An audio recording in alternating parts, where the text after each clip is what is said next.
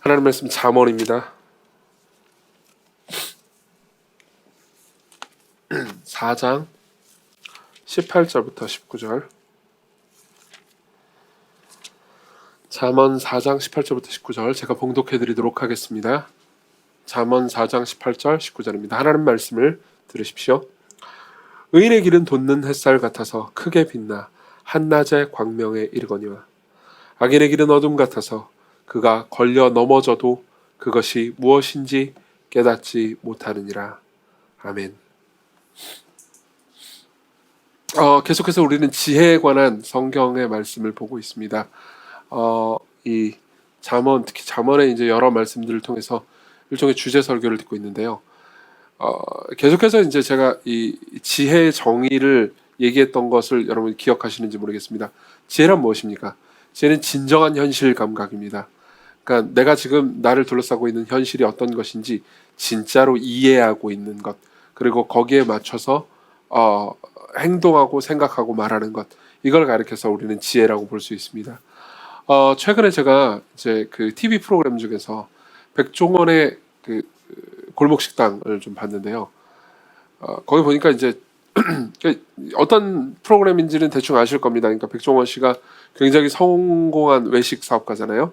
그래서 이제 골목에 있는 여러 식당들을 이제 가서 컨설팅을 해주는 거죠. 그러니까 지금 뭐 이런 게 문제다, 뭐 식당에 이런 맛이 없네, 뭐 이런 것들을 쭉 얘기해주면서 컨설팅을 받은 이제 그 식당이 잘 받으면은 장사가 잘 되고 돈을 많이 벌고 번창하게 되는 거죠. 그러니까 저는 뭐 되게 그 프로그램을 보면서 배우는 것도 많고 좋은 프로그램이라고 생각합니다. 최근에 이제 나왔던 그 에피소드 중에서 어떤 닭갈비집 이야기가 나옵니다. 근데 이제 이 닭갈비집은 이제 어머니하고 아들 이 둘이 이제 운영을 하는 닭갈비집이에요. 근데 이제 아들이 좀 문제가 있어요. 그러니까 생활 태도나 이런 거에. 그래서 이제 어머님은 뭐 이제 그 어쨌든 뭐 열심히 장사를 하시는데 아들은 장사를 열심히 할 생각은 안 하고 뭐 그냥 맨날 그 저기 놀기만 하고 지인들 불러가지고 놀기만 하고, 그리고 뭐 식당 안에 막 다트판 같은 게 걸려 있어요. 그 이제 자기가 다트 치고 놀려고 식당에 막 개인 물건이 있질 않나, 뭐 자기 그 저기 친구들 갖고 와가지고 식당에서 밥 먹고 막 돈도 안 내고 나가질 않나, 하여튼 뭐 그냥 엉망진창인 거예요. 그래서 이제 백종원이 그걸 한번 툭 둘러보고 뭐 저기 이렇게 조리하는 것도 깨끗할 리가 없잖아요. 그래가지고 이제 많이 혼났죠. 그 엄마하고 그 아들이 둘이 엄청 혼납니다. 그래서 둘이 이제 눈물을 쏙 빼고 그 다음에 이제 어떤 일이 일어나냐면은 뭐 청소도 하고 뭐 하라고 다 하지 않았겠어요, 백종원이? 그러니까 이제 그 아들이 지인들 데리고 와가지고 청소를 하는데 이 카메라가 다 이제 붙어 있단 말이에요, 식당에. 근데 이 아들내미가 그러니까 이 카메라가 음성도 다 녹음이 된다는 걸 몰랐던 거예요. 그래가지고 이제 막 아유 그냥 뭐 카메라 보이는 데만 닦아라, 뭐 이런 말을 하질 않나, 아니면 뭐 내가 저번에 뭐 백종원 그 사람 와가지고 뭐 저기 뭐 이런저런 얘기했는데 그냥 방송용으로 내가 그냥 눈물 흘리는 척했다, 뭐 이런 식으로 얘기를 한 거예요. 그게 이제 다 녹음이 된 거죠. 그래가지고 다 나온 겁니다. 그래서 이제 백종원 씨한테 또 엄청 혼나죠. 근데 이제 저는 그걸 보면서 무슨 생각이 드느냐면은 이런 거예요. 그러니까 이 아들분이 현실을 제대로 이해하지 못했던 거죠.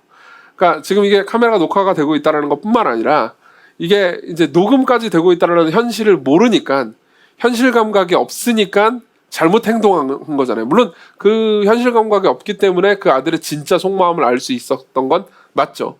근데 어쨌든 간에 이 아들 입장에서는 이제 현실을 제대로 이해하지 못했던 거죠. 이게 지금 녹음이 되고 있다, 그리고 이게 나중에 방송으로 나갈 거다, 이거를 현실을 모르고 그러니까 아주 안일하게 생각을 하고 행동을 했던 거죠. 그러니까 다시 말하면 이제 어리석은 행동을 할 수밖에 없었던 겁니다. 이건 굉장히 이제 좋은 예가 되는 것 같습니다. 왜냐하면은 우리가 삶을 살면서 그러니까 진정한 현실을 잘 모를 때, 우리를 둘러싸고 있는 진짜 현실을 모를 때 우리는 자꾸 어리석은 행동을 하게 되고요. 그리고 우리를 둘러싸고 있는 진짜 현실을 바르게 인식할 때 우리는 지혜롭게 삶을 살아가게 되는 거죠. 그럼 우리는 어떻게 진짜 현실을 이해할 수 있습니까? 그리고 진짜 현실은 무엇입니까? 성경 이 본문은 잠언에 우리가 읽은 이 말씀뿐만 아니라 잠언의 여러 말씀들은 진짜 현실이 무엇인지, 진짜 현실대로 살아가는 삶이 무엇인지, 그리고 어리석은 삶이 무엇인지에 대해서 계속 여러 구절에서 말씀을 해주고 있습니다. 그리고 그 본질에 대해서도 우리는 성경 전체를 통해서 파악을 할 수 있죠. 그래서 저는 이렇게 이야기를 할 겁니다. 첫 번째로는 진짜 지혜로운 사람들과 그리고 어리석은 사람들은 어떻게 현실을 보고 대하는가에 대해서 말씀을 드릴 거고요. 그리고 두 번째로는 왜 어리석은 사람은 현실을 제대로 인식하지 못하는지, 현실을 제대로 인식하지 못하게 방해하는 것은 무엇인지, 그리고 마지막으로 세 번째로 어떻게 현실을 제대로 인식할 수 있는지, 어떻게 다시 말하면 지혜로워질 수 있는지 이렇게 말씀을 드리도록 하겠습니다. 먼저 지혜로운 사람들과 어리석은 사람들은 어떻게 현실을 봅니까? 본문을 다시 한번 읽어봅시다. 의인의 길은, 여기 잠언에서 의인이라 함은 이제 지혜로운 사람들을 가리키는 거라고 생각하시면 됩니다. 악인은 잠언 내에서의 문맥에서는 어리석은 사람들과 일맥상통합니다. 의인의 길은 돋는 햇살 같아서 크게 빛나 한낮의 광명에 이르거니와 라고 말합니다. 그러니까 이게 이제 그냥 빛 아래에 있다 이렇게 생각할 수 있지만 핵심은 뭐냐면 점점 빛난다는 겁니다. 의인의 삶은요. 그러니까 돋는 해 같다는 거죠. 해가 점점 뜨잖아요. 그럼 처음에는 막 어둡다가 해가 조금씩 점점 동터오면서 점점 밝아지죠. 그래서 한낮이 되면 최고로 밝아집니다. 그런 것처럼 의인은, 다시 말하면 이제 지혜로운 사람은 처음에는 어리석습니다. 처음에는 어둠 가운데 있어요. 처음에는 모든 것이 불확실하고 모르는 상황에서 점점 빛이 증가한다는 거죠. 점점 이 세상을 바르게, 올바르게 제대로 보기 시작한다는 겁니다. 그래서 트램펄 롱맨이라는 학자는 이 본문에 대해서 해설을 할 때 이렇게 얘기합니다. 핵심은 이거라는 거죠. 여기서 의인의 길은 일출에서 시작하여 정오의 태양으로 자라가는 모습으로 그려지는 것이 흥미롭다. 그의 빛은 점점 더 빛난다. 핵심은 성장한다는 겁니다. 그의 성품과 행실은 점점 더 견고해지고 확실해지며 온전한 광명까지 자라가고 있는 중이다. 그의 의로운 행실과 지혜로운 삶은 완성을 향해 가고 있다. 이렇게 말합니다. 핵심은 지혜로운 사람은 어느 날 갑자기 짠 하고 지혜로워지는 게 아니고 서서히 지혜로워져 간다는 거죠. 서서히 밝아져 가고 있다는 겁니다. 그렇죠? 예를 들어보죠. 성경에 보면은, 특히 잠언에 보면은 이제 이런 식으로 밝아져가는 과정을 묘사하는 지혜자의 모습이 나옵니다. 예를 들면 이런 말씀이죠. 24장 5절에 보면요, 이런 말씀이 있습니다. 지혜 있는 자는 강하고 지식 있는 자는 힘을 더하나니, 원래 없다가 뭐요? 더해간다는 겁니다. 너는 전략으로 싸우라. 승리는, 그다음 뭐라고 되냐면 지략이, 여기서 지략이라고 번역된 단어는 정보를 가리켜요. 정보가 많음에 있느니라, 정보가 무수함에 있느니라, 이렇게 되어 있습니다. 이 핵심은 이겁니다. 그러니까 처음에는 정보가 없어요. 그러다가 정보가 많아진다는 겁니다. 그러니까 지혜로운 사람은 이렇게 행합니다. 그러니까 전쟁을 해요. 그러면 가급적 그 전쟁 상황에 대한 최대한의 정보를 얻으려고 합니다. 원래는 깜깜한 데 있는 것 같아요. 적이 누구이고 내가 누구인지 잘 모릅니다. 근데 점점 우리가 어떤 상황인지, 적이 어떤 상황인지 서서히 알아가게 되죠. 많은 정보를 듣게 됩니다. 그죠? 그러면서 밝아지게 되는 거죠. 그래서 이제 고대 지혜는 뭐 적을 알고 나를 알면 뭐 백전불태다, 이런 말 있잖아요. 그죠? 비슷한 얘기라고 볼 수 있죠. 저 같은 경우에도 저 이제 목회자니까, 담임 목사니까 이제 우리 교회에 대해서는 굉장히 중요한 일들에 대해서 결정을 내릴 위치에 있습니다. 뭐 그럴 수밖에 없고요. 당연히 그 일을 해야 되는 거고요. 근데 이제 그런 걸 하다 보면은 종종 제가 이제 단독으로 결정을 내릴 때가 있습니다. 그러면은 이제 우리 교회도 되게 다양한 분들이 계신데 저 혼자 제 지혜만 가지고 단독으로 결정을 하면은 소외되는 사람들이 생겨요. 제가 내린 결정 때문에 이게 손해를 보거나 소외를 보거나, 그리고 수혜를 받지 못하는 경우가 생깁니다. 근데 제가 이제 많은 정보를 취하려고 한다고 해봅시다. 많은 사람들의 이야기를 듣고, 교역자분들의 이야기를 다 듣고, 또 이제 내가 더 똑똑한 사람이라고 생각하지 않고 가급적 많은 이야기를 들으면 점점 어떻게 되죠? 내가 밝아집니다. 내게 더 많은 정보가 생기고, 내게 우리 교회에 대한 더 많은, 더 진정한 현실들을 정보로 깨닫게 되는 거죠. 그러면은 결정을 내리면 굉장히 더 지혜로운 결정을 내릴 수 있지 않겠습니까? 이런 것처럼 지혜로운 사람들은 점점 많은 빛을 원합니다. 누군가 내 마음에 들지 않는 정보를 나에게 준다고 해서 분노하거나 거절하지 않습니다. 오히려 기뻐하고 감사하죠. 이게 지혜로운 사람의 특징입니다. 근데 반대로 어리석은 사람은 이렇게 행동합니다. 19절 제가 읽어드릴게요.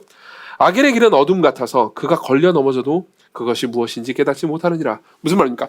악인의 길은, 그러니까 어두워져 간다고 말하지 않습니다. 그냥 어둠에 있어요. 이거는 의인이나 악인이나 처음에는 어둠에 있다는 의미입니다. 의인은, 지혜로운 사람들은 어둠에 있다가 서서히 자라갑니다. 서서히 빛으로 나아가요. 근데 악인은 그냥 어둠에 그대로 있습니다. 그러면서 걸려 넘어져도 무슨 일이 있는지 알아채지 못한다는 거죠. 역시 잠언에는 이 비슷한 이 악인, 그러니까 어리석은 사람들의 예가 많이 나옵니다. 제일 재밌는 예는 22장 13절에 나오는데요. 저는 이 예를 되게 좋아합니다. 너무너무 재미있는 예라서 그렇습니다. 게으른 자는 말하기를 사자가 밖에 있은즉 내가 나가면 거리에서 찢기겠다 하느니라. 무슨 말입니까? 게으른 사람은 이렇게 얘기한다는 거예요. 나는 집 밖으로 나가서 일을 할 수가 없어. 왜? 밖에 나가면 사자가 있어. 사자를 내가 만나면은 사자가 나를 찢어 죽일 거야. 이렇게 얘기한다는 거죠. 이 얘가 재밌는 이유는 이게 이제 솔로몬이 지은 잠언이잖아요. 근데 여기 보면은 이제 솔로몬이 그때 예루살렘에 있었단 말이에요. 예루살렘에 사자가 없어요. 예루살렘에 사자가 없습니다. 근데도 불구하고 사자가 있을 거니까 너무 두려워한다. 이거죠. 그러니까 이 어리석은 사람의 특징이 바로 이겁니다. 그러니까 집안에 있습니다. 그러니까 집안에 있다고 그래가지고 어리석다고 의미하는 게 아니에요. 자기만의 공간, 자기의 어둠 아래 있습니다. 그럼 밖에 나가면 사자 없단 말이에요. 밖에 나가서 일을 하면은 어려움과 도전이 있을지라도 하면 되는 겁니다.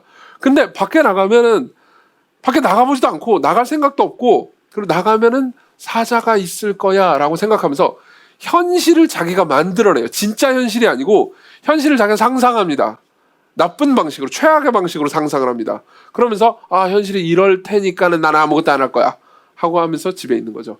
그러니까는 그러면서 스스로를 정당화하는 겁니다. 내가 지금 집안에만 안에만 꽉 있는 이유는 내가 게으르기 때문이 아니야. 밖에 위험이 있기 때문이야 라고 말하면서 자기를 탓하는 게 아니고 외부를 탓하게 되는 거죠. 이게 지혜롭지 못한 사람의 가장 큰 특징입니다. 그렇기 때문에 사실은 이 어리석은 사람들의 가장 큰 특징은 그러니까 위험을 과도하게 자기 외부에 있는 위험을 과도하게 부풀리거나 그리고 끊임없이 남 탓을 합니다. 예컨대 그러니까 내가 난 뭐 어떤 사람이 큰 성취를 이루었어요. 나는 그 성취를 이루지 못했습니다. 그러면은 저 사람 원래 똑똑하잖아. 원래 머리가 좋았어. 나는 원래 똑똑하지 않다고 멍청했어. 라고 말하면서 자신의 재능을 탓하거나 아니면 외부 사람들을 탓합니다. 그러면서 계속 뭐 내가 어렸을 때 만났던 선생님이 나를 똑바로 안 가르쳐 줬어 라든가 혹은 뭐 자신의 과거에 뭐 우리 부모님이 나를 이렇게 잘 뒷받침해 주지 못했어 그러면서 끊임없이 물론 그게 사실일 수도 있습니다. 그렇지만 끊임없이 외부의 무언가를 탓하게 되는 거죠. 그러면서 세상을 진짜 현실로 바라보지 않고 그러니까 세상에 있는 이 현실을 자기가 그냥 왜곡되게 창조해냅니다. 왜곡되게 막 상상해내요. 그래서 나는 뭘 할 수 없어. 난 뭐 이게 심해지면 난 비행기도 탈 수 없어. 비행기 사고가 날지도 몰라. 물론 사고가 날 수도 있죠. 그렇죠. 그렇지만 아주 드문 일입니다. 사실은 위험을 예측하는 건 잘못이 아닙니다. 이 말은 위험을 예측하거나 대비하지 말라는 의미가 아닙니다. 근데 보통 대부분의 사람들은 지혜로운 사람들은 내가 이런 일을 하면은 이런 위험이 있을 수 있어. 그러니까 이 위험에 잘 대비하면서 열심히 이 일을 해야지라고 생각하는데 어리석은 사람은 이런 위험이 있을 거야. 그러니까 가만히 있겠어. 그러면서 현실을 완전히 부정하게 된다는 거죠. 계속 어떻게 되어 있습니까? 어둠에 남겨져 있습니다. 그리고 그러면 아무런 발전과 아무런 성취도 없죠. 그리고 그 성취가 없는 이유가 사실은 자기 자신의 어리석음에 있는데 걸려 넘어져도 왜 이게 걸려 넘었는지 자신의 어리석음 때문에 걸려 넘어졌다는 생각을 하지 않습니다. 어떤 생각을 하죠? 그냥 바깥에 사자가 있다라는 탓만 하는 거죠.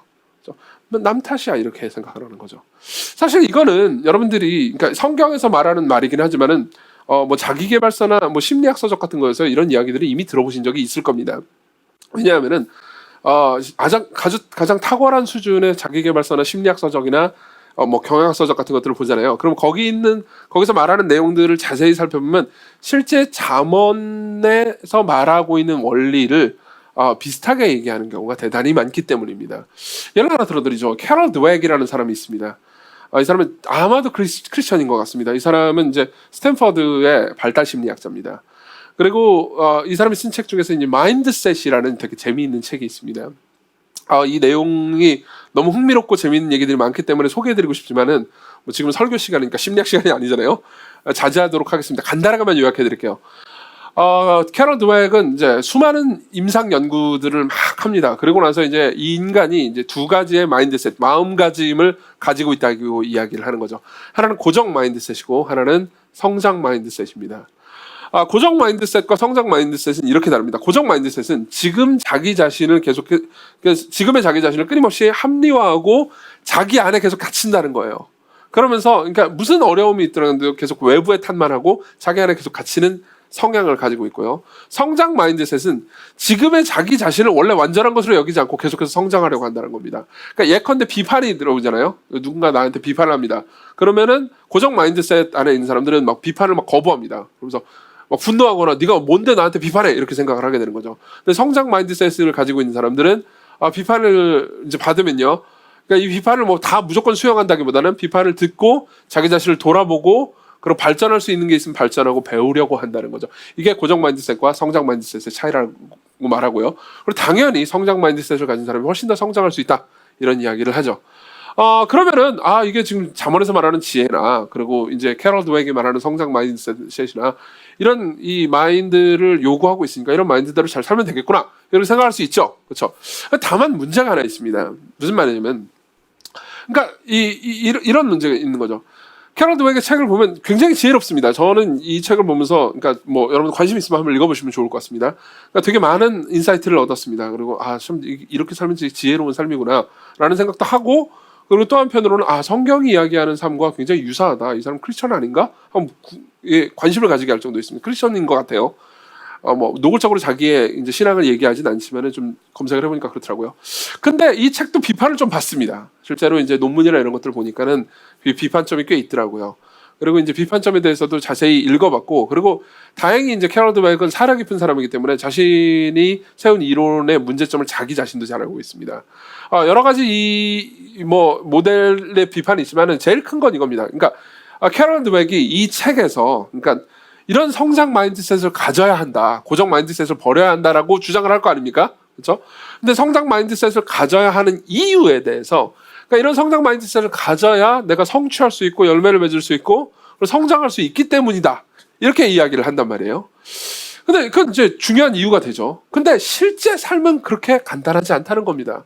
여러분들 실제 삶을 살면은 성장 마인드셋, 이런 좋은 마인드셋, 지혜로운 사람이 되면 늘 승승장구하고 모든 게 잘 되나요?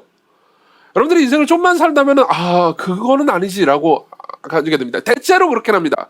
대체로 그렇긴 하지만 모든 경우에 그렇진 않습니다. 그럼 고정 마인드셋을 가진 사람들은 늘 삶에 실패하고 엉망진창이 되나요? 아닙니다. 때로는 묘한 행운 같은 것들을 만나가지고 굉장히 성공하기도 합니다. 그리고 그 인생의 즐겁 가운데서 물론 장기적으로 볼 때는 성장 마인드셋을 가진 사람이 결국은 행복하게 되기 쉽지만 그 삶의 즐겁 가운데서 그러니까 단순히 그 마인드셋을 가지면 무조건 너는 잘 될 거야 라는 동기부여만으로는 사실 우리 마음 가운데 있는 사실 마음을 어떻게 쉽게 바꿉니까? 마음 가운데 있는 자기중심성을 이겨내기가 힘들다는 거죠. 사실은 캐럴 드웨이도 이 지점을 인정합니다.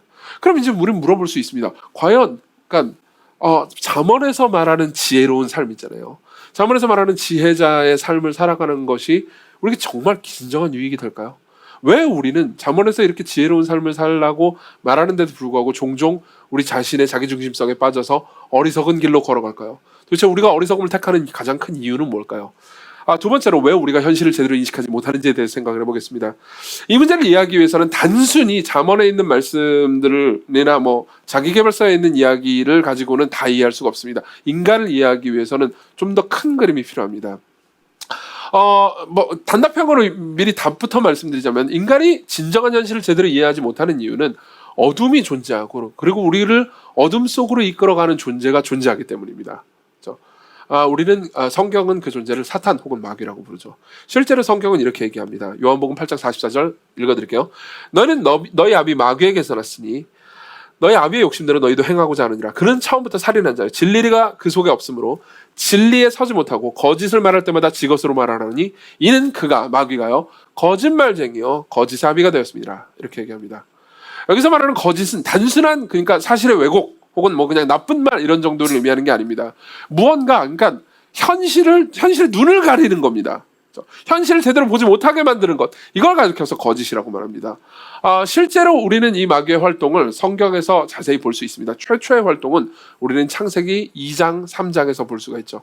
정황을 여러분들 대부분인 이 창세기 2장 3장의 정황을 아시겠지만 그럼에도 불구하고 여러분들이 이해할 수 있도록 제가 설명을 해드리겠습니다. 창세기 1장에서 하나님께서 모든 걸 창조하십니다. 그리고 2장에서요 보면요 하나님께서 에덴 동산을 만드시죠. 에덴 동산에 모든 좋은 것들을 두십니다. 그리고 먹기 좋고 보기도 좋은 과일들이 나는 나무들을 이제 축 심어 두시죠. 이건 아담이 만든 게 아니었습니다. 아담이 심은 것도 아니고 아담이 물을 준 것도 아니었습니다. 하나님께서 만드신 거예요. 그러고 나서 아담을 만드십니다. 그럼 아담에게 뭐라고 말씀하십니까? 여호와 하나님이 그 사람에게 아담에게 명하여 이르시되 동산 각종 나무의 열매는 네가 임의로 먹되 마음대로 먹되 선악을 알게 하는 나무의 열매를 먹지 말라. 내가 먹는 날에는 반드시 죽으리라 하시니라. 이 내용은 무슨 내용입니까? 간단하게 요약하자면 이렇습니다. 네가 아무것도 수고하지 않았고 네가 이 모든 것들을 만들지도 심지도 않았지만 내가 만들었고 내가 심었다. 너는 나에게 무언가를 행해야 나한테 받을 수 있는 게 아니다. 내가 너를 위해서 이렇게 많은 것들을 행했다. 그러니까 먹고 즐겨라. 하지만 한 개만 먹지 말아라. 한 개만 먹지 말아라. 내가 너와 관계를 맺기 위해서, 그리고 네가 나한테 순종해야 될 필요가 있다. 그러니까 나를 믿고 신뢰해라. 이 모든 것들을 네가 다 이해할 수는 없다. 차차 알게 될 거야. 하지만 나를 믿고 신뢰해라. 그러니까 한 개만 먹지 말아라 라고 말씀하셨습니다. 핵심은 이거예요. 나는 너를 사랑한다. 그렇기 때문에 너는 나를 신뢰해야 한다. 이거였죠. 하나님께서는 이렇게 좋은 세상을 만드시고 에덴 동산을 만드시고 그리고 아담을 이렇게 섬기시고 아담에게 자기 자신을 신뢰하라고 말씀하셨습니다. 이게 하나님의 의도예요.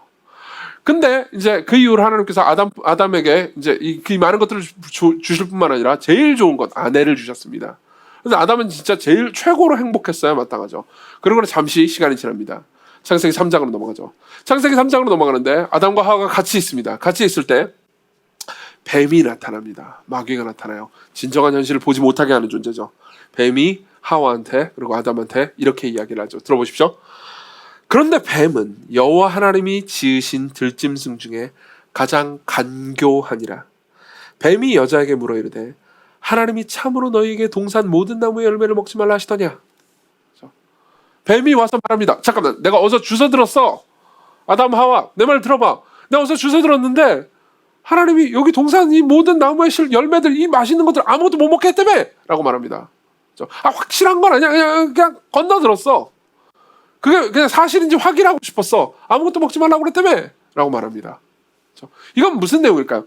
사실은 이 말은 그러니까 확실한 정보가 아닌 척하면서 질문 형태로 말하긴 하지만 실제 이 질문을 던지는 진짜 의도는 다른 데 있었습니다. 이거죠. 그러니까 하나님 너 괴롭힌다며? 못 먹게 한다며? 못 먹게 했다던데? 너를 사랑하고 돌보고 그런 존재 아니잖아. 너를 조종하고 너를 사랑하라는 존재야 라고 의심을 심어준 거죠. 그렇죠? 핵심은 이겁니다. 진짜 세계는, 아담과 하와가 처한 진짜 세계는 이렇습니다. 하나님이 만드신 세상인데 하나님은 선하신 분이시고 아담과 하와를 사랑하는 분이시고 섬기시는 하나님이십니다. 이게 아담과 하와가 처해 있는 진짜 현실이었어요. 근데 뱀이 와서 말해주는 현실은 이거였습니다. 하나님 널 사랑하지 않아. 너는 지금 어두운 세상 안에 있어. 너는 지금 조종당할 뿐이야. 가짜 현실을 주입했죠. 그러니까 하와가 어떻게 반응합니까? 아니야, 다 먹지 말라고 한 적은 없어. 동산 중앙에 있는 나무의 열매만 하나님의 말씀에 너희는 먹지도 말고 만지지도 말라. 너희가 죽을까 하노라. 이렇게 얘기했어 라고 말하죠. 다 먹지 말라고 한 건 아닌데 그냥 동산 중앙에 있는 나무, 그 선악을 알게 하는 나무, 그것만 먹지도 말고 만지지도 말라고 했어. 이렇게 얘기하죠. 사실 만지지도 말라고 말씀하신 적은 없습니다. 그렇죠? 실제로 먹지만 말라고 했죠. 그러니까 다시 말하면 얼마든지 만져도 상관없다는 거예요. 그걸 뭐 선악과를 따가지고 뭐 야구를 하든 배구를 하든 갈아가지고 집을 내가지고 얼굴에 받든 아무런 상관없었습니다. 그냥 먹지만 않으면 됐어요. 다시 말하면 하나님께서 금지하신 건 최소한이었습니다. 근데 그걸 부풀립니다. 그러면서 사실은 그러니까 뱀한테 동조한 거죠. 맞아. 신이 나를 괴롭히는 것 같아. 나를 고통스럽게 하는 것 같아. 네 말이 맞는 것 같아. 나는 신이 나를 사랑한다고 생각했는데, 나를 섬기는 존재라고 생각했는데, 나를 좋아한다고 생각했는데 난 지금 조종당하고 있었어 라고 생각하는 거죠. 갑자기 현실이 어두워졌습니다. 이 둘은요 어둠으로 들어가죠. 그 결과는 어떻게 됐죠? 하나님께서 나타나셔서 아담에게 왜 선악을 알게 하는 나무의 열매를 먹었느냐라고 물으십니다. 그러니까 아담이 뭐라고 말합니까? 이 부분이 되게 재밌습니다. 3장 12절 아담이 이르되 하나님이 주셔서 나와 함께 있게 한 그 여자, 그가 그 나무 열매를 내게 줌으로 내가 먹었습니다. 무슨 말입니까? 간단하게 얘기하자면 이렇습니다. 아까 제가 이런 말씀 드렸잖아요. 지혜로운 사람은 뭐 이제 캐럴 드백의 표현으로 치면요 성장 마인드셋이라고 볼 수도 있겠죠. 그렇죠? 지혜로운 사람은요 비판이 올 때 어떻게 대응합니까? 그걸 이해하고 받아들이려고 하고 그럼 배우려고 합니다. 근데 아담은 어떻게 하죠? 하나님께서 묻습니다. 하나님께서 네가 하지 말라고 했는데 뭐 했구나. 당장 지옥으로 가라. 불구덩이로 들어가라. 이렇게 말씀하신 게 아니에요. 그냥 이렇게 말씀하셨습니다. 누가 너의 버섯음을 말렸느냐? 내가 내게 먹지 말라 한 그 나무 열매를 네가 먹었느냐? 묻습니다. 당연히 모르셔서 물으시는 게 아니죠. 아십니다. 근데 이야기를 듣고 싶으신 거예요. 다시 말하면 소통하고 싶으셨던 겁니다. 대화하고 싶으셨어요. 근데 아담은 어떻게 됩니까? 먹었어요. 그러면서 변명을 시작하죠. 근데요, 그거 내가 따먹은 거 아니에요? 여자가 따먹었어. 여자가 따서 나한테 줬어요. 근데 그 여자가 누구냐면 하나님이 나한테 준 여자. 이건 얼핏 보면요, 아내를 탓하는 것처럼 보이지만 사실은 아내를 주신 하나님을 탓하는 거였습니다. 이렇게 말하는 거죠. 왜 저런 여자를 나한테 주셨어요? 왜 저런 여자를 나한테 주셔가지고 내가 이걸 당신 말에 불순종하게 했죠? 이게 내 책임이 아니에요. 당신 책임입니다, 하나님. 이렇게 말하는 거죠. 다시 말하면 어리석은 가운데 떨어졌습니다. 하나님을 불신하고 의심하게 됐습니다.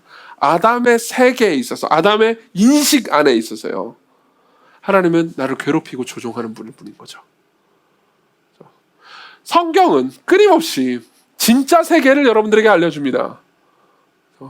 성경은 끊임없이 하나님이 어떤 분이시고 그분이 얼마나 선하신 분인지, 무슨 일을 하셨는지에 대해서 말해줌으로써 우리를 둘러싸고 있는 진짜 세계를 계속해서 제대로 인식할 수 있도록 돕는 거죠. 예컨대 여러분들이 고통을 겪습니다. 삶에서 종종 고통을 겪죠. 예상치 못한 고통을 겪습니다. 그럼 우리는 쉽게 자기 연민으로 빠져듭니다. 내가 신앙이 있고 하나님을 잘 섬기고 예배도 드리고 있는데 왜 내 삶에 이런 고통이 있는 거지? 하나님 날 사랑하지 않아. 날 조종하려 할 뿐이야. 이렇게 생각합니다. 근데 실제 성경은 뭐라고 말합니까? 베드로전서 4장 12절 들어보십시오.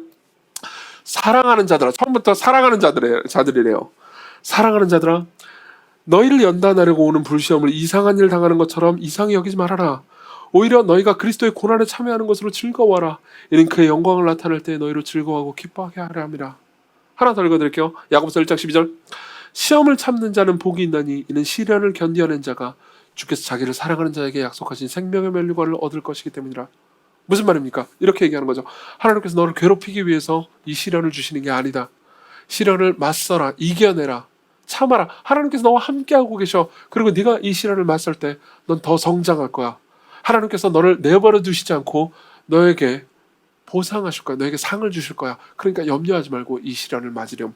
이렇게 얘기하는 거죠. 이게 진짜 세계라고 가르쳐 주는 겁니다. 우리한테 두 세계가 놓여 있습니다. 하나는 진짜고 하나는 가짜죠. 진짜 세계는 선하신 하나님께서 나를 다스리고 통치하시는 세계입니다. 그리고 가짜 세계는요, 하나님은 날 사랑하네, 날 조종하네 할 뿐이야, 이거죠. 예를 하나 더 들어보죠. 예를 하나 더 들어보면요, 예컨대 이웃을 위해서 섬기는, 가난한 사람들을 섬기거나 구제하는 일들입니다. 우리는 종종 이제 가난한 사람들을 섬기거나 구제하는 일에 있어서, 그러니까 억울함을 느낄 때가 있습니다. 가장 억울함을 느낄 때는 이거죠. 아무도 봐준 사람이 없을 때. 종종 여러분들이 교회 생활을 하다 그런 적이 있지 않습니까? 분명히 한 번 이상 있었을 거라고 생각합니다. 저도 숱하게 있었으니까요. 그러니까 무슨 일이 생겼어요. 근데 이 일을 내가 교회에서 이제 이걸 감당해야겠다고 했는데, 실제로 내가 이 일을 할 때 아무도 봐주는 사람이 없어요. 이 일이 있는지도 아무도 몰라. 관심도 없어. 저 뚱뚱한 고기 좋아하는 담임 목사도 몰라요. 그죠? 근데 내가 하잖아요. 그럼 아무도 모르는 거예요. 그러면 이런 생각이 드는 거죠. 아무도 알아주지도 않고 왜 해 이걸? 그죠? 그래서 어떤 사람은 이걸 내가 했다고 이제 알아주기를 원하는 사람도 있죠. 그러면요, 이 사람의 세계 안에서는, 이 사람의 인식 안에서는요, 이런 겁니다. 세계는요, 사람들의 눈밖에 없어요. 하나님은 아무것도 보지 않습니다. 라고 교리적으로 고백하는 건 아니지만, 그냥 그렇게 인식하고 있는 겁니다. 그리고 예수께서는요, 그러한 사람들을 향해서 진짜 세계를 보여주십니다. 마태복음 6장 읽어드릴게요. 그러므로 구제할 때 외식하는 자가 사람에게 영광을 얻으려고 회당과 거리에서 하는 것처럼 너희 앞에서 나팔을 불지 말라. 진실로 너희에게 이르노니 그들은 자기 상을 이미 받았느니라. 그렇죠? 사람들한테 그렇게 알리려고 노력하지 말아라. 이미 끝났다. 너는 구제할 때 오른손이 하는 일을 왼손이 모르게 해요. 이 말은요, 그러니까 막 오버해가면서 막 남들이 막 못 보게 막 숨어가지고 꼭 그렇게 할 필요가 있는 건 아니라는 겁니다. 그렇죠? 그 의미가 아니에요. 오히려 이러는 거죠. 그 다음 4절. 네 구제함을 은밀하게 하라. 은밀한 중에 보시는 너희 아버지께서 갚으시리라. 무슨 말입니까? 아무도 못 봐도 괜찮다. 아무도 못 봤다고 생각하는 세계는 진짜 세계가 아니야. 하나님 보셨다고. 하나님 함께하고 계시다고. 은밀한 중에서 너와 함께하고 계시고 너를 보셨어. 그리고 갚으실 거야. 염려하지 마. 이게 진짜 세계라고. 이게 진짜 현실이야. 이렇게 말씀하시는 거죠. 많은 사람들은 이런 이야기들을 하면 이건 일종의 정신승리 아닙니까? 라고 묻습니다. 그렇죠? 이게 정신승리지. 그냥 그렇게 그냥 받아들이는 거잖아요. 근데 생각해 보십시오. 정신승리는요, 그냥 좋은 마음을 가지는 걸 정신승리라고 하지 않습니다. 진짜 정신승리가 뭡니까? 이 나쁜 의미에서의 정신승리는 뭡니까? 예를 들면 저하고 제가 이제 축구를 한다고 합시다. 축구 싫어하지만 보는 것만 좋아하지만 어쨌든 축구 이정규 팀이 있어요. 그리고 성진이 팀이 있습니다. 유성진 팀이 있습니다. 두 팀이 축구를 했어요. 근데 유성진 팀이 당연하게도 3대 0으로 이제 우리 이정규 팀을 이겨버렸습니다. 그렇죠? 그러고 나서 이제 이정규가 생각을 하는 거예요. 우리 팀이 비록 3대 0으로 지긴 했지만 그래도 경기 내용상으로 보면 볼 점유율이 우리가 더 높았고 뭔가 내가 슛도 더 많이 찬 것 같고 다 똥볼이긴 했지만 어쨌든 간에 그래가지고 경기 내용으로 보면 우리가 이겼어. 이렇게 생각하는 게 정신승리죠. 실제로는 져놓고선 그러니까 자기의 자존심을 세우기 위해서 스스로에게 거짓말을 주입하는 것이 정신승리입니다. 안 그래요? 근데 하나님께서 살아계시고 우리를 돌보고 계시다는 것, 선하신 하나님께서 우리가 하는 이 모든 일들을 보고 계시다는 것은요, 정신승리가 아닙니다. 진짜 현실이죠. 진짜 세계예요. 그리고 성경은요, 끊임없이 우리에게 그러니까 진짜 세계가 무엇인지 가르쳐주는 책입니다. 우리 좁은 인식 있잖아요. 우리는 이 세상밖에 없다고 생각합니다. 이 좁은 인식을요, 더 넓혀주는 거죠. 너는 너의 직장 상사와 친구와 동료와 그리고 지금 네가 투자한 것이 어떻게 됐는지밖에 이 좁은 세계 안에서밖에 현실을 못 보지. 아니야, 진짜 현실은 이거란다 라고 넓혀주는 게 성경이에요. 그게 성경의 지혜입니다. 그리고 성경을 통해서 설교를 통해서 우리는 끊임없이 그 지혜를 듣는 거죠. 근데 생각해보면요, 여기까지 이르면요, 그러니까 좀 약간 그런 생각이 듭니다. 그러니까 우리 자신에 대해서 조금 더 깊이 생각해 볼 만한 여지가 생깁니다. 그렇죠? 우리 자신이 얼마나 그러니까 섬뜩한 존재인지 생각해 볼 만한 여지가 생깁니다. 무슨 말인지 설명해 드리겠습니다. C.S. 루이스의 글 중에서 피고석의 하나님이라는 책이 있는데 거기 보면은 이제 그 사람의 문제라는 되게 재치 있고 재미있는 글이 있습니다. 사실 예전에 한번 소개해드린 적이 있지만 다시 한번 얘기해드리겠습니다. 그 사람의 문제라는 글입니다. 되게 짧은 글인데요. 이 글에 보면 이제 이런 이야기가 나옵니다. 여러분들이 삶을 살다 보면 분명히 그런 사람이 주변에 있을 거라고 생각합니다. 그러니까 도무지 말이 안 통하는 사람 있죠. 도무지 그 사람은 뭘 어떻게 같이 잘 좀 지내보려고 그래도 도무지 말로 이렇게 뭔가 설득을 할 수도 없고 도무지 말이 안 통하는 그런 사람이 있습니다. C.S. 루이스는 그 사람이라고 부릅니다. 그러면 이제 제가 막 예를 들면 이렇게 말하는 거예요. 여러분들한테 이런 사람이 있어. 나 진짜 이 사람 말이 안 통해서 너무 힘들어 죽겠어. 라고 이제 은비한테 얘기를 하는 거죠. 그럼 은비가 저한테 말합니다. 아니 한번 대화를 좀 진지하게 좀 해보세요. 대화를 이렇게 하면서 얘기를 하면 좀 나아지지 않겠어요? 라고 저한테 묻는 거예요. 그럼 제가 이제 말하는 거죠. 네가 그 사람하고 대화를 안 해봐서 그래. 무슨 얘기를 해도 자기중심적으로 받아들이기 때문에 도무지 대화가 되지 않아.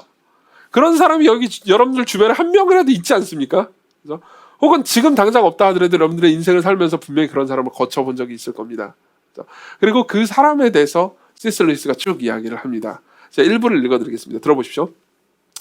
그 사람과의 문제를 대화로 해결하려는 시도는 그 사람의 오래되고 치명적인 인격적 결함 때문에 모두 실패하고 말 것입니다. 돌이켜보면 우리가 이제까지 세웠던 그 사람하고 잘 지내보려던 모든 계획은 구제불능의 질투심, 게으름, 과민함, 멍청함, 거들먹거림, 못된 성질, 변덕 등 그 사람의 치명적인 결함 때문에 언제나 실패로 돌아갔음을 알 수 있습니다. 그 사람은 여전히 그 사람이고 우리는 오래된 똑같은 문제를 여전히 마주하고 있음을 깨닫습니다. 종종 그 사람이 우리 집안에 있는 경우도 있죠. 백만장자가 된다 해도 남편은 여전히 윽박지르고 아내는 여전히 바가지를 긁고 아들은 여전히 술을 퍼마시고 여전히 못된 시어머니와 함께 살아야 할 것입니다. 라고 말합니다. 되게 재밌지 않습니까? 저는 이걸 읽으면서 처음에 제가 이 아티클을 읽을 때 되게 재밌었습니다. 왜냐하면 이게 C.S. 루이스가 이게 내 마음속에 들어갔다 왔나, 내가 그 사람에 대해서 느끼는 걸 왜 이렇게 잘 알아? 그래서 뭔가 통쾌한 거 있잖아요. 그래서 진짜 그 사람 머릿속에 떠오르는 사람이 있으니까 맞아, 그 사람 그렇지. 그 사람 구제불능의 질투심, 게으름, 과민함 다 그 사람 얘기잖아. 멍청함, 거들먹거림, 못된 성질, 변덕 다 그 사람 얘기잖아. 라고 하면서 뭔가 뻥 뚫리는 느낌이죠. 시원한 그런 느낌이 있었습니다. 그리고 나서 계속 시원하게 해줘요, 사람을. 그러고 나서 그러다가 갑자기 이야기를 전환시킵니다. C.S. 루이스가 뭐라고 얘기하냐면 이렇게 얘기해요. 들어보세요. 이제 우리는 요점에 이르렀습니다. 이 사실을 깨닫는 순간, 그 사람이 구제불능이라는 사실을 깨닫는 순간 우리는 하나님이 우리를 대하실 때 겪고 계신 상황을 처음으로 잠깐 엿보게 됩니다. 하나님은 지금 이와 동일한 상황에 직면하고 계시기 때문입니다. 이 한 문장을 읽는데요, 제가 등골에 식은땀이 주르륵 내렸습니다. 진짜예요. 헐! 물론 제 생각입니다만 저는 그렇게 말이 안 통하는 사람 같지 않습니다. 제 생각에는 이제 사람들하고도 이렇게 그렇고, 뭐 우리 교육자들하고 대할 때도 그렇고, 뭐 누가 비판하면 또 받아들일 줄 알고 그런 교양 있는 사람처럼 보이지 않습니까? 아니라면 말고요. 근데 어쨌든 저는 그래 보입니다. 근데 저하고의 하나님과의 관계를 생각해 볼 때는요, 이게 또 이야기가 좀 달라집니다. 저는 나름 교양 있는 사람이라고 스스로를 자부합니다. 근데 성경을 통해서 하나님께서 말씀하실 때는요, 하나님 보시기에는 구제불능의 질투심, 게으름, 과민함, 멍청함, 거들먹거림, 못된 성질, 변덕, 이 문제가 해결이 안 됐던 거죠. 여러분들 어떻게 생각하십니까? 스스로에 대해서 어떻게 평가하십니까? 저는 이 부분을 읽으면서 이런 생각이 들었습니다. 오, 하나님 입장에서는 내가 바로 그 사람이구나. 내가 내 세계 안에 갇혀있는 사람이구나. 하나님께서 아무리 말씀하셔도, 아무리 내가 너를 돌보고 너와 함께 할 거야, 함께 하고 있어, 네가 수고하는 것을 내가 내버려 두지 않아, 네가 고통당할 때 난 너를 버린 적이 없어 라고 성경 여러 곳에서 아무리 말해줘도요, 계속해서 분노하는 거죠. 하나님께서 말씀하시는 세계가 진짜 세계가 아니고, 내가 보고 있는 좁은 자아에 갇힌 세계가 마치 진짜 세계인 양 생각하는 겁니다. 그럼 우리는 물어볼 수 있습니다. 어떻게 여기서 빠져나올 수 있습니까? 다시 말하면 어떻게 우리는 현실을 제대로 인식할 수 있을까요? 어떻게 바른 현실을 알 수 있습니까? 바꿔서 말해보자면 이렇습니다. 여러분들은 어떻게 하나님께서 모든 것을 다스리시고 통치하시며 그분이 정말 살아계시며 그리고 선하시다는 것, 우리를 사랑하신다는 것을 어떻게 확신할 수 있습니까? 어떤 분들은 이렇게 얘기할 수 있습니다. 당신이 얘기하는 게 멋져 보이긴 하지만 신이 정말 존재한다는 걸 내가 어떻게 믿습니까? 혹은 신이 정말 나를 사랑하고 있다는 걸 어떻게 믿습니까? 라고 생각하는 분들도 계실 겁니다. 여러분들은 무신론자거나 회의론자일 수도 있죠. 그리고 여러분들이 그리스도인이라 하더라도 정말 그분이 나를 계속해서 사랑하고 있는 걸 나는 완전히 못 믿겠습니다라고 말할 수도 있습니다. 여러분들이 어떤 사람이든 저한테 이렇게 물어볼 수도 있습니다. 진짜 증거를 내놓으세요. 물샐 틈 없는 증거, 완벽한 증거를, 완벽한 이성적인 논증을요 나한테 주지 않으면 나는 믿지 않겠습니다. 나는 신뢰하지 않겠습니다. 이렇게 말할 수도 있죠. 이 문제에 대해서요, 딕 루카스라는 사람이 있습니다. 이 사람은 영국의 그리스도인이었고요, 굉장히 훌륭한 목회자였습니다. 여러 통찰력 있는 주석을 쓴 사람이었죠. 딕 루카스는 이런 식으로 보통 대답하곤 했습니다. 루카스를 향해서도 많은 사람들이 이제 이렇게 얘기를 했던 거죠. 그러니까 물샐 틈 없는 논증, 물샐 틈 없는 완벽한 논증을 내가 나한테 들이대기 전까지는 나는 신이 존재함을, 그리고 그 신이 사랑이시고 나를 돌보고 계시다는 걸 믿지 않겠어 라고 얘기를 한 거죠. 그때마다 딕 루카스가 했던 말이 있습니다. 저도 똑같은 말을 하고 있습니다. 물샐 틈 없는 논증은 없습니다. 왜냐하면 하나님은 인간의 이성을 초월하신 분이기 때문에 우리의 논증으로 다 이해될 수 있는 분도 아니니까요. 대신 들어보십시오. 물샐 틈 없는 인간을 보여드리죠. 물샐 틈 없는 논증이 아니고 물샐 틈 없는 인간을 보여드리죠. 이게 무슨 말일까요? 설명해 드리겠죠. 보십시오. 성경이 말하는 하나님은요, 삼위일체 하나님입니다. 성부, 성자, 성령 각 위가 완전한 사랑으로 한 하나님이시고, 그리고 그 한 하나님, 삼위일체 하나님 모든 걸 다스리고 계시죠. 그리고 그 삼위일체 중에서 한 위께서, 즉 완전한 하나님이신 성자 하나님께서 사람이 되셔서 이 땅에 오셨습니다. 예수 그리스도죠. 자, 보십시오. 예수 그리스도를 생각해 보십시오. 많은 사람들은 예수 그리스도를요, 그냥 일종의 성인이나 착한 일 많이 한 사람이거나 혹은 그냥 지혜로운 말을 많이 내뱉은 사람 정도로 생각합니다. 그렇지만 실제 예수님께서 하신 말씀을 잘 못 들어보거나 잘 모르기 때문에 그렇게 말하는 겁니다. 예수님은요, 그분이 사역하시는 내내 아주 여러 번 자신이 신이라고 주장하셨습니다. 단 한 번도 예외가 없었습니다. 늘 신이라고 주장하셨습니다. 자신이 하나님이라고 과격하고 담대하게 말씀하셨습니다. 그 중에서 이런 이야기도 있습니다. 굉장히 놀라운 이야기죠. 예컨대 예수께서는요, 그냥 사람들을 막 용서해 버리셨어요. 어떤 사람이 예수님께 직접 죄를 저지른 사람도 아닌데도 불구하고 내가 너의 죄를 사한다고 얘기해요.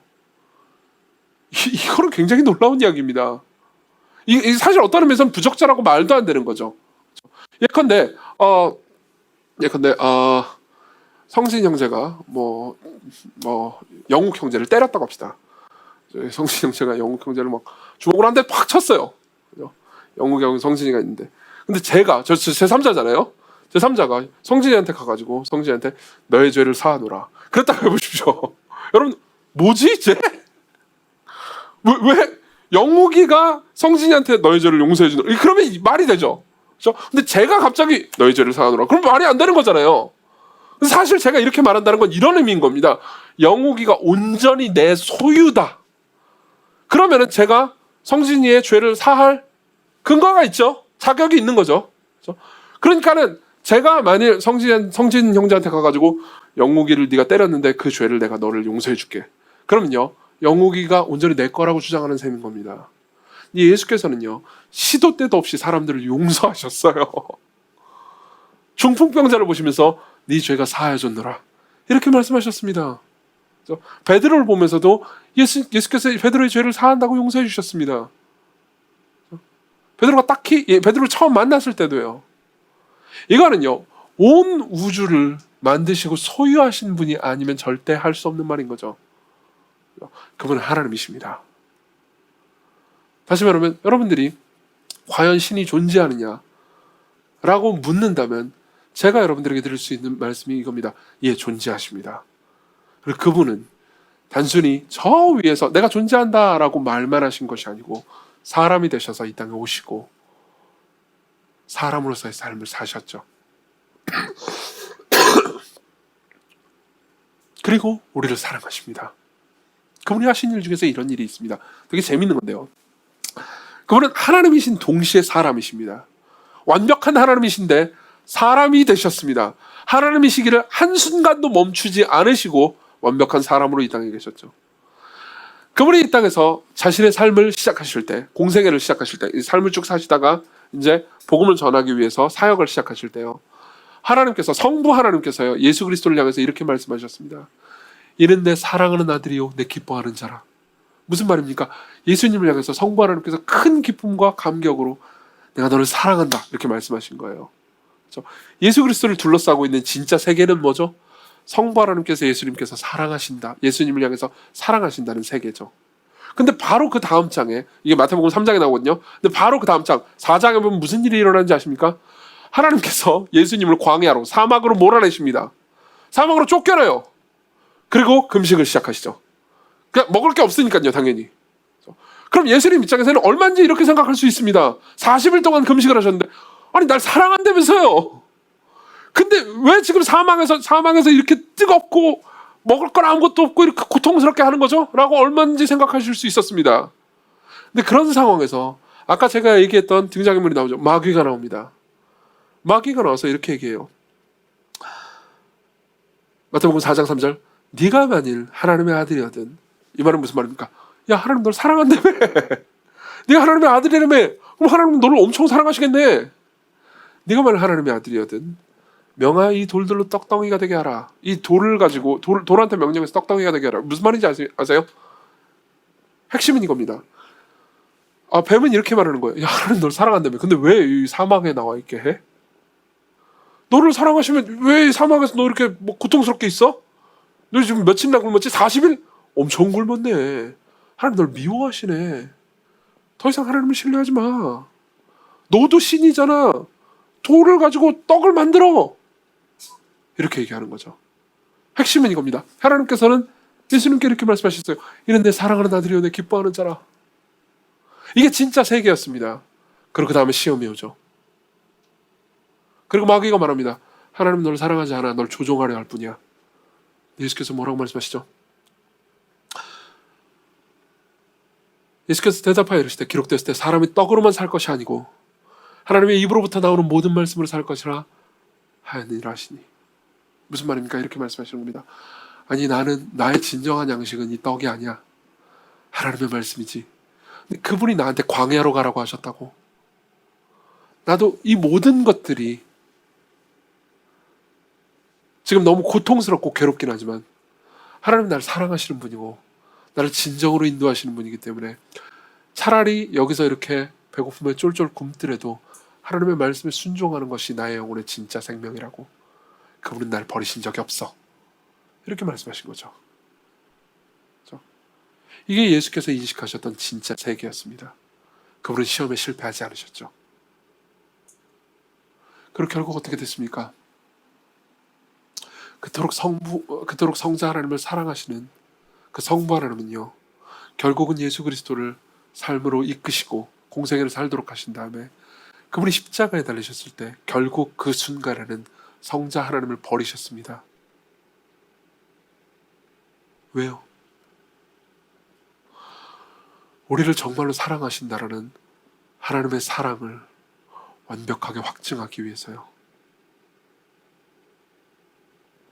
예수님은 버림을 받으신 이후에 그럼에도 불구하고 성부 하나님이 자신을 사랑하신다는 것을, 자신을 부활시킬 것이라는 믿음을 가져야만 완전히 믿을 수 있었고, 예수님은 실제로 부활하셨습니다. 이걸 통해서 성경이 여러분들에게 말해주는 바가 뭡니까? 이거죠. 진짜 세계는 살아계신 하나님이 선하신 분이고 여러분들을 사랑하고 계시다는 겁니다. 그걸 뭘로 입증합니까?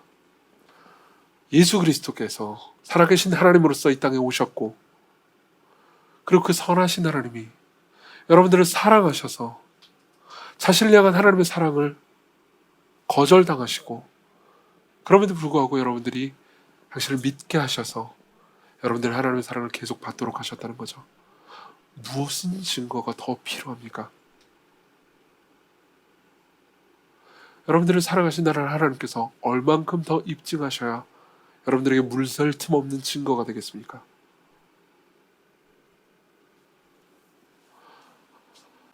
아까 제가 얘기했던 백종원 그 골목식당 그 이야기로 돌아가 볼까요?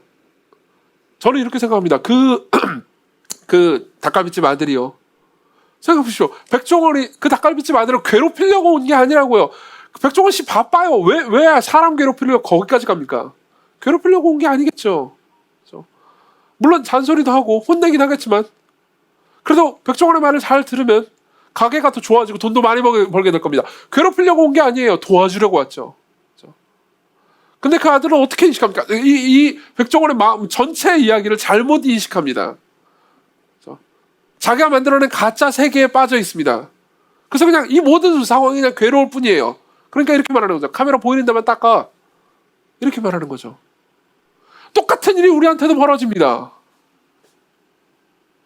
똑같은 일이 우리한테 벌어집니다. 우리는 삶을 살아갈 때 하나님께서 모든 걸 다스리시고 보고 계시며 우리를 지켜보고 계시고 함께 하신다는 사실을 자주 망각합니다. 교리적으로 망각한다는 게 아닙니다. 그러니까 삶에서 늘 망각합니다. 어려운 과제가 주어질 때, 삶에서 어려운 과제가 주어질 때 피하지 말고 맞서십시오. 받아들이십시오.